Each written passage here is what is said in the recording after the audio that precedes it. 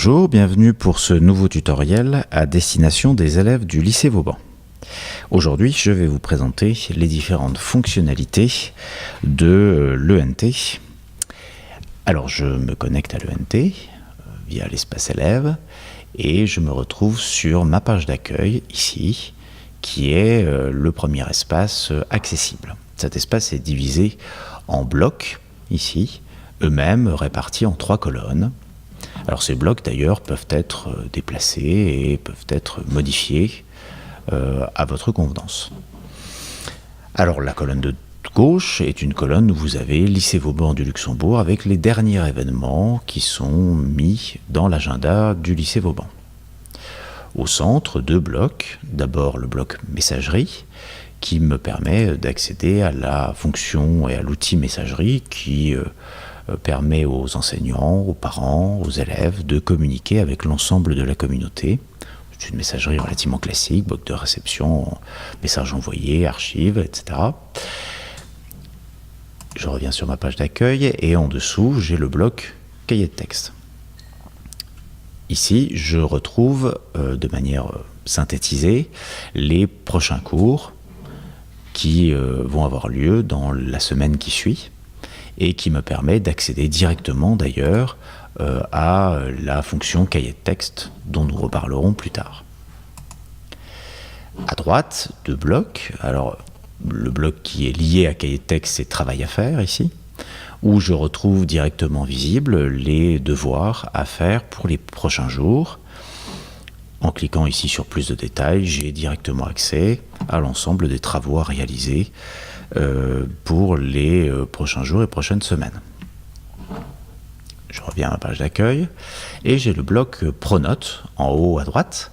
Alors sur ce bloc sont visibles de manière synthétisée des informations mises sur Pronote. Pour l'essentiel, les notes ici, les 3 dernières, et puis tout ce qui a trait à la vie scolaire, à savoir les absences, les retards ou bien les punitions, les remarques.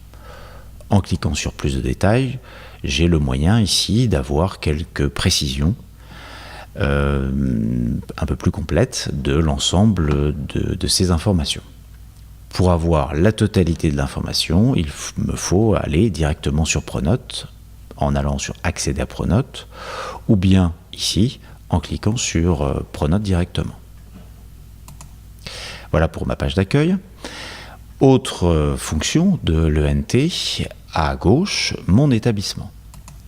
Alors ce menu ici, mon établissement, vous donne accès à des rubriques. Ces rubriques sont toutes créées par les enseignants, par l'établissement, et peuvent évoluer, peuvent être modifiées en cours d'année. Parmi elles, l'agenda officiel ici, qui rassemble les événements mis par l'établissement pour les prochaines semaines et pour l'année. En dessous, la rubrique Mes cours est une rubrique qui reprend l'ensemble des rubriques créées par mes enseignants, ceux de ma classe, et chaque enseignant ici en physique, on voit, est libre de créer des dossiers ou de créer des blogs qu'il met à disposition de ses élèves pour partager des liens, pour partager des cours ou pour partager des documents. Et puis, il en va ainsi des autres rubriques qui sont des rubriques de partage et de travail ouverts à l'ensemble des élèves. En bas, dans Aide et tutoriels, vous retrouverez une rubrique où vous aurez accès à ce tutoriel et aux autres pour les élèves. À droite de ma page d'accueil, 2 menus déroulants. Le premier, dans Mes services, est un menu qui donne accès à des liens vers d'autres sites. Par exemple, ECIDOC est le site du CDI du lycée Vauban. En cliquant sur ce lien, j'arrive directement sur mon compte, d'ailleurs mon espace personnel du site ECIDOC. Alors je reviens ici sur l'ENT. Dans mon bureau, j'ai accès à 3 outils de l'ENT. La messagerie en bas, le porte-document, ici, qui est un outil qui permet de stocker et d'organiser en dossier, en répertoire, en dossier, des documents. Chaque élève possède un espace réservé où il peut stocker ses propres fichiers. L'agenda personnel est également un moyen de gérer son propre agenda et de le mettre dans l'ENT et d'ajouter des événements à sa convenance.